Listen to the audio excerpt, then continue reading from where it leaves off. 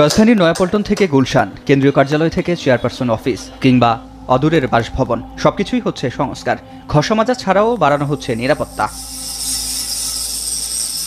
এসবই প্রস্তুত হচ্ছে বিএনপির ভারপ্রাপ্ত চেয়ারম্যান তারেক রহমানের দেড় যুগ পর দেশে ফেরাকে ঘিরে। সে সাথে তার ফেরায় আইনি কোনো বাধা নেই।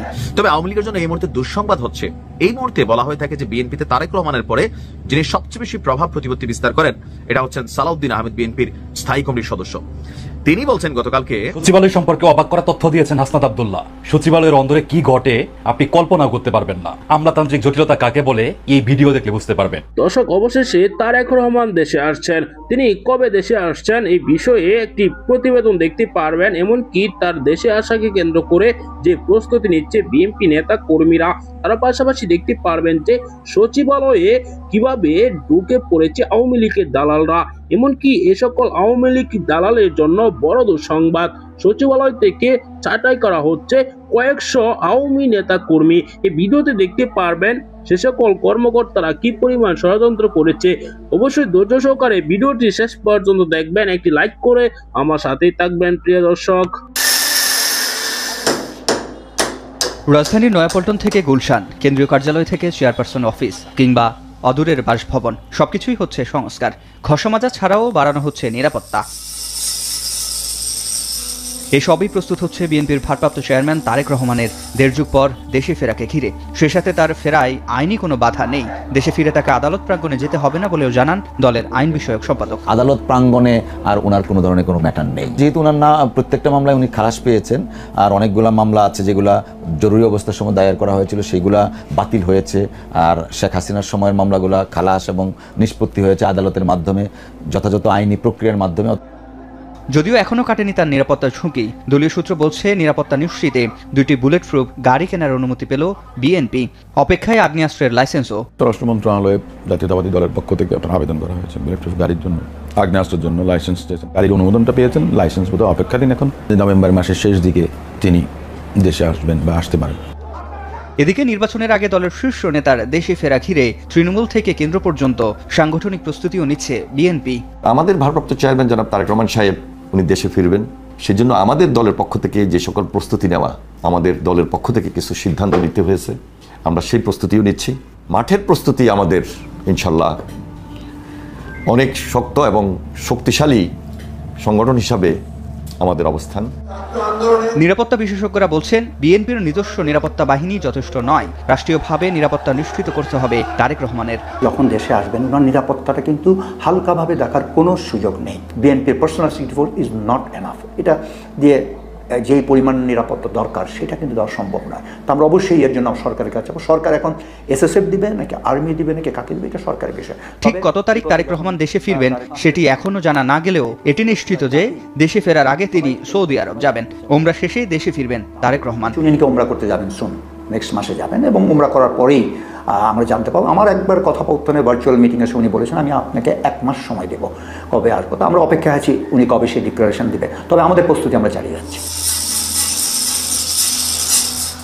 196 গুলশান এভিনিউ। বিএনপির ভারপ্রাপ্ত চেয়ারম্যান তারেক রহমান দেশে ফিরলে এই বাড়িতেই থাকার কথা রয়েছে, যার জন্য পুরোদমে প্রস্তুত করা হচ্ছে। নিরাপত্তা ব্যবস্থাও বাড়ানো হচ্ছে এই বাড়িটিকে ঘিরে। দলীয় কার্যালয়, গাড়ি বাড়ি সবই প্রস্তুত। এখন শুধু তার অপেক্ষা তার ফেরার। শুধুমাত্র দলীয় নেতাকর্মীরাই যে অপেক্ষায় রয়েছেন সেটি নয়, সামনের আসন্ন ত্রয়োদশ সংসদ নির্বাচনে তারেক রহমানের ভূমিকা কী হবে, তিনি কোন আসনে নির্বাচন করবেন এবং তার নির্বাচনী প্রচারণার ধরন কি হবে, সে সকল প্রশ্নের উত্তরও মিলবে সামনের মাসে, অর্থাৎ তফসিল ঘোষণার আগের মাসে। সচিবালয় সম্পর্কে অবাক করা তথ্য দিয়েছেন হাসনাত আব্দুল্লাহ। সচিবালয়ের অন্দরে কি ঘটে আপনি কল্পনা করতে পারবেন না। আমলাতান্ত্রিক জটিলতা কাকে বলে এই ভিডিও দেখলে বুঝতে পারবেন। সচিবালয়ের কর্মকর্তা কর্মচারীরা কতটা জমিদার এই ভিডিও দেখলে সেটা বুঝতে পারবেন। ধরেন 201 নাম্বার এবং 202 নাম্বার দুইটা পাশাপাশি রুম। যদি আপনি এই রুম থেকে ওই রুমে যোগাযোগ করতে চান তাহলে কি করবেন? হয়তো ফোন করবেন, নয়তো নিজে হেঁটে চলে যাবেন। কিন্তু সচিবালয়ে কি হয় জানেন? হাসনাত আব্দুল্লাহ ভিডিওতে দেখেন। এটার পুরো বাস্তবতা, সে বাস্তবতা মেনে নিয়ে আমরা আমাদের জায়গা থেকে আমরা প্রতিশ্রুতি দিচ্ছি। আমরা এরপরে আমরা জনপ্রশাসন মন্ত্রণালয়ে আমরা কথা বলবো, আমরা যাবো, এই গুন্ডামি থামাইতে হবে। আমরা আসলে আমাদেরকে যদি ওই লাল ফিতার দৌরাত্ম, লেজুর ভিত্তিক দৌরাত্ম এবং আমাদেরকে যদি বলে, আমরা চিন্তা করেন কি পরিমাণ মানে সনাতনী চিন্তা ভাবনা সম্পন্ন, পশ্চাৎপদ চিন্তা, মধ্যযুগীয় চিন্তা ভাবনা সম্পন্ন 201 নম্বর রুম থেকে 202 নম্বর রুমে তারা চিঠি পাঠায় এবং এই চিঠিটা প্রথমে যায় হচ্ছে আপনার জিপিউতে যায়।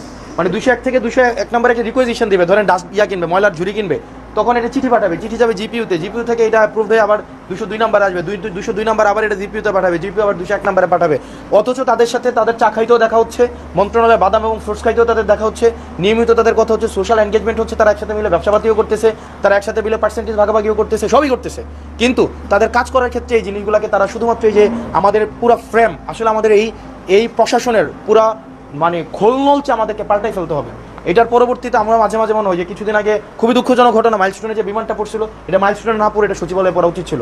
এবং এই সচিবালয় থেকে যতদিন না পর্যন্ত আসলে আমাদের এটার যে পরিমাণ, এখানে সবচেয়ে বড় মানে গুন্ডামি, সবচেয়ে বড় স্বৈরতন্ত্র সবচেয়ে বেশি হচ্ছে যারা আমাদেরকে মানুষ মনে করে না, যারা এই আমরা আরও, তবে এটাও আমাদের আসার বিষয়, সচিবালয়ের মধ্যে কিছু আমরা রয়েছে যারা অনেক বেশি স্মার্ট, আধুনিক, যারা চায় যে যারা পরিবর্তন আনতে, কিন্তু পশ্চাৎপদে কিছু অফিসার রয়েছে, আমরা রয়েছে, যারা মনে হয় যে তারা ইভেন আমি দেখি একজন সচিব বলছেন উনি ফোন ইউজ করেন না, উনি বাটন ফোন ইউজ করেন। আপনি চিন্তা করেন মানে এই যুগে এসে মানে একটা মানুষ বাটন ফোন ইউজ করেন, এটাকে আসলে এন্টারটেইন করার কোনো বিষয় না, এটা অযোগ্যতা হিসেবে আমাদেরকে বিবেচনা করতে হবে। তো এই যুগের চাহিদার সাপেক্ষেই আমাদের এই বিষয়গুলো সংশোধন করতে হবে। তবে আওয়ামী লীগের জন্য এই মুহূর্তে দুঃসংবাদ হচ্ছে, এই মুহূর্তে বলা হয়ে থাকে যে বিএনপিতে তারেক রহমানের পরে যিনি সবচেয়ে বেশি প্রভাব প্রতিপত্তি বিস্তার করেন এটা হচ্ছেন সালাউদ্দিন আহমেদ, বিএনপির স্থায়ী কমিটির সদস্য। তিনি বলছেন গতকালকে, দেশের গণতন্ত্র, স্বাধীনতা এবং সার্বভৌমত্ব রক্ষায় আমাদের সবাইকে এক থাকতে হবে। মতাদর্শে ভিন্নতা থাকলেও দেশের প্রশ্নে ঐক্যবদ্ধ থাকতে হবে। অর্থাৎ জামাতের সাথে রাজনৈতিক মতাদর্শের পার্থক্য আছে, এনসিপির সাথে আছে, অন্যান্য পার্টির সাথেও আছে, কিন্তু দেশের প্রশ্নে ঐক্যবদ্ধ থাকতে হবে। প্রিয় দর্শক, 5 আগস্টের পর থেকেই সকলেই বলছে তারেক রহমান কেন বাংলাদেশে আসে না। তারপর কিন্তু অনেকেই অনেকবার বলেছে তিনি আর কিছুদিনের মধ্যে আসবেন, এমনকি গত বছর আসার কথা ছিল কিন্তু তিনি আসেননি। দর্শক, অবশেষে জানা যাচ্ছে তিনি নভেম্বরের শেষেই বাংলাদেশে ফিরবেন।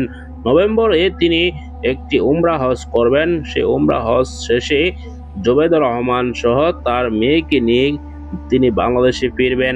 দর্শক, এরকমই কিন্তু তথ্য পাওয়া গিয়েছে।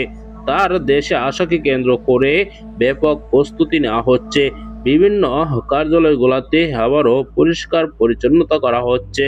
দর্শক, এই সকল ভিডিও এখন ভাইরাল হয়েছে। অন্যদিকে সচিবালয়ে যেভাবে ঢুকে পড়েছে আওয়ামী লীগের দালাল, এমনকি সচিবালয়ের কর্মকর্তাদের কর্মকাণ্ড নিয়ে রীতিমতো ক্ষোভ ঝেড়েছেন হাসনাত আব্দুল্লাহ। তার পাশাপাশি দেশ ও জাতির জন্য সকল দল একত্রিত হয়ে মাটি কাজ করবে। যতই তারা এখন শত্রুতে পরিণত হোক, কিন্তু দেশের ক্ষেত্রে তারা একযোগে মাঠে নামবে, এরকমই তথ্য দিয়েছেন বিএনপি নেতা সালাউদ্দিন আহমেদ।